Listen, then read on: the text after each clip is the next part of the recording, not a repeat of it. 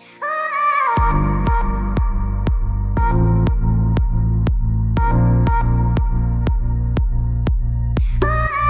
mamoni akwaba eba Melodies TV so now say wobetie background na me background obohu say insio airto ewotema insio ato for over 4 hours ni continuous for over 4 hours mesre wutie me na o Ghana fana baby anate say insio airto just stay at home sisi ana sanya Ghana insio to a eyi nkrofo no enye say obewa abonten intino please be safe out there.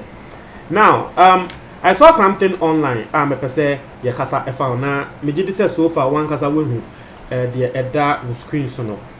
Ghana ha say adie bi ewo ye ho a ye pay too much na e was say ye jai. It doesn't matter whether yes I understand say won pen nipa ko na ye bibi na won pen na asem a ya te ase but an interest say be asem a say be emu odu say obetumi ede aba abeto nipa ko ne so. De bia meka se wonim se wo de asem beto obi so na asem na wo de beto nipa ko ne so asem a emu odu a yesrew just provide proof member ka keke yen ka se bia nipa ko no wontumi nye but who provide proof a ene yebehu asem ne sen ye nim se Justice Kwekwanan abranche na wo host Kennedy Japan wo the seat ne so na nsen ne ho abansem bebre wo no ene magra hebben sensen no na one of post bia will be make here ewo Facebook and will be ebe comment here now comment and comment here no you see the way people are reacting and people are believing the comment from the person no and no and I'm a person me de eye asem na Ghana ye kasa efa ho because ye pesa de no dodo wo share nsem a ekoso a nipa kui wo yoba ne din e de Mod Ameto, as you can see right in front of you. Now, one who baby I the red way na far. Shadi and Paconetro was say the host at Net2 TV with Kennedy Japan is a big time gay. I met him with my ex-boyfriend early this year. If he says I am lying, he should come out and defend himself and I drop more evidence. As someone Mod Ameto worker and no. So one tiasia ababa wa bi ena nsensem koso wo Facebook ena ababa wa na ababeka se Kennedy Japan ni host no Justice Kwekwanan we obi a sebem prediasa wo ye turumutu sebem bema na wo mo ayo mo aje se wo mo de wo mo ne mbema foforo ena ebeda no wo say Justice Kwekwanan sankrofo ni bi na wo no wo ba na ebeto se Justice Kwekwanan ene ne ex-boyfriend ehihye ho na se Justice Kwekwanan se wo boa wo mbra bontin be defend ne ho wo be defend a ansa na wo be release evidence. It is only in Ghana and a will be ebe ba be kan sem afa ho na le ba ko na be ka se bra na be defend ho ye pesa de no wo Ghana dodo ye pesa de no wo Ghana unim se wo the evidence ba then you just provide the evidence. You make this post and you post the picture of Justice Kwekwanan alleging huge allegations say ya wo de to ne so. It is not right. Yenim and I know ka say wo share social media so Justice Kwekwanan ene Magraheb betumi atell say 80% of Ghanaians support Magraheb. Me kama ye video was so can say that me feel say Magraheb didn't mean any harm. Intinanke was say Justice Kwekwanan wo take criticism no wo taking the cool. But say wo sending Magraheb audio ne nyama threatening no me feel say Justice Kwekwanan anya there. But that doesn't mean say eno hunti will be the befa hon sebe e de asem kese say aba be hye ne kon. As far as we know, an illegality and the pakono wode to Justice Kwekwanan so. Ye ka say will be gay a Ghana has say ye engine to mu ye. Inti ye che say wo ye sa de na police for ebe den ebe chi watum. If you know you have evidence, then you just go ahead and release it. Umba mbeka say the pakono mbra bontin embe defending ne ho ansa dabi. It is just not right. They be a kasa same way. They be a kasa same way. Say, senia ya say in Crawford din e Ghana ha say. And na senia people easily believe things in this country. It is very bad. Yes sir. One day wo kra wo say ni pakoni din no ana wo a wo believe in ye betumi de aye na day aye de be ye no ansa na wo be hu say yes. Me say me ebi ato me da. abrantie bi na ope wo ba bi chese wo ba no emma ne time na wo ba no wo ho na wa betena me so ne nyama abrantie ne hu ye no saa time so na me wo twotwo mu ntwo bi wo ho ba na oba ne ye madamfo abrantie ne hu ye no na wo nkrofo amane se we hu me enwumre se me fi wo ba ne dem wo ba atrese makọ akoye oba ne nyama meanwhile abrantie yi ka sansem wi ni ana oba ne na me ni bibia wote o emma people even believed to the extent say saa time no me twotwo mu ntwo kra agidie se ampa se makoye na abrantie no wo hu ya wonka complete just say me jimi hu bebia enye ye because saa time na me ne wo ba ne so abaye close metina ho kra na otumi betina me so me wo ho na wa beba me inti grofo be gidi say internal all of a sudden me ne oba na ya be close no but intro and ye de to me so I have been metumi aka say me ye obi a ye de asem ato me so da and so I know how it feels. I know how it feels. Intiana de bia me ka say nkrofo ba bonte no mo de nsem betu obi so mo de nsem betu obi so and they don't provide evidence. And me I don't side with that no. Because Ghana has said we are fond of that. And they made the story be bremo. In someone ye de to Nana Mama Brown so video be a viral and the pakone voice. Yes, voice need the Nana Mama Brown. Na Mahama Akasa the pakono wodi Mahama tem. Nankrofu posti Nana Mama Brown insulting Mahama ne nyama. And Nana Mama Brown ba bonti abeka say nyono.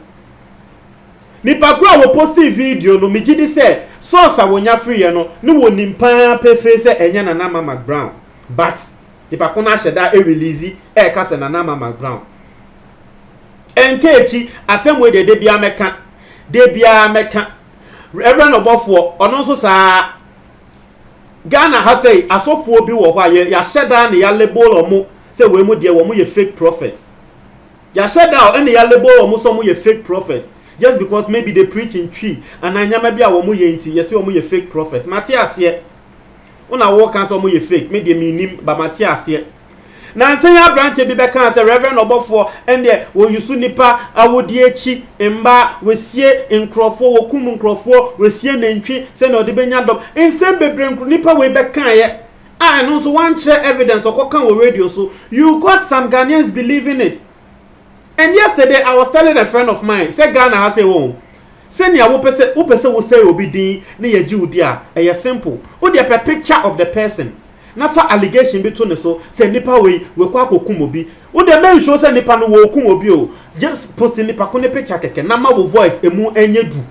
And I loud ye beji watum sisia. Every single thing we believe it.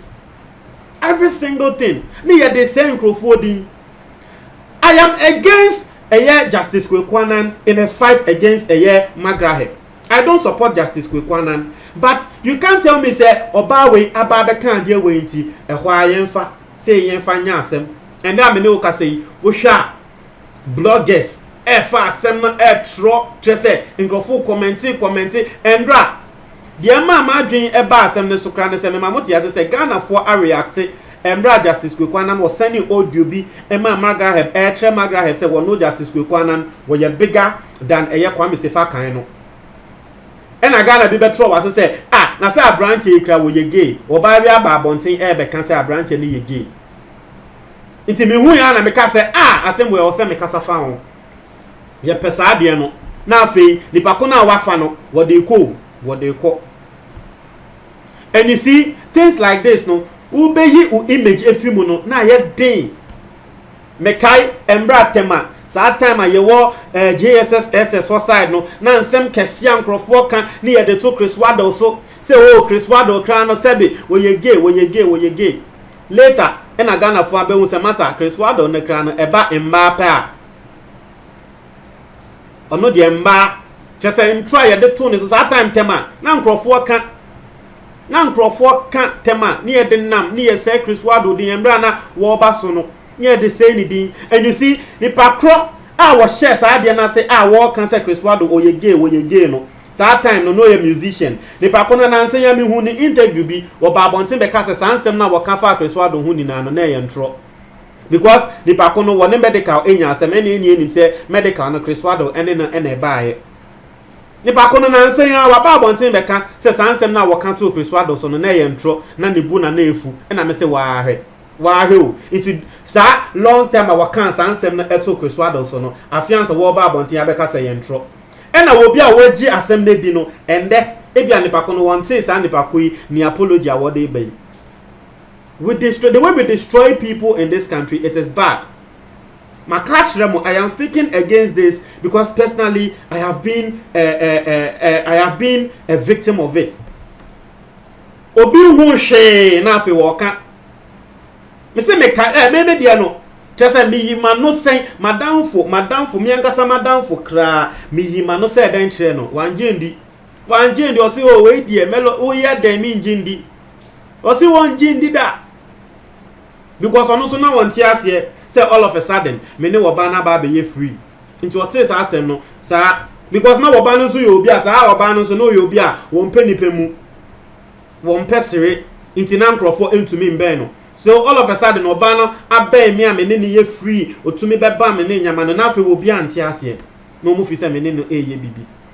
You see won se nya wi ase yete mesremo ade ne yede yawa enye ode eni kwan se wode be ye obi eni kwan se wode ebe ye obi sa mod ametoyi una woka me de wo ade no obi beka say and you are defending Justice Kwekwana and then you see if you obi a utai follow me channel for a very long time. That's why people tell me say ebi ameno I don't like Kennedy Japan no. People send me that message. No dear, Kennedy Japan was same cry aden. And what I tell them, they say it's not that I don't like Kennedy Japan. But the thing is sometimes the things Kennedy Japan talk no, and sometimes the things he says no, are very wild. And those are things sebi untumi mfa ntu obi aso sa keke because o de one no fafa e na eka. Atiase, that is my only problem. Why would me dance here say Kennedy Japan what the assemba na what the proof ba na ye hwe proof the money ehu say eye ne kra me ba bonten e beka say we die eye ne kra me this ana metio who can send for will be provide the proof. Just provide proof. Endra video bi a me hu ye and I will be ekita herbal dien and I walk and say we saw that no mudi egum and I meka and I nkrofo can say munhia and I meka hwe sa de we amu ye betumi aba ne say o nipa kone kra wa sheda and I wo pese wo say sa herbal people no wo mu adwuma because when be container ne so ma ye hu wonu kita sama sodas bi keke no aka say ade we ya ade a e wo container nim na nke wo say wo bie container ne ma ya nkasa ye hu say okay ewom. But you see, you the best side they say a good company, I say will be doing what my way moves are. That's how we are. I was say yes, I didn't know. I'm trying to comment box for me. That's it.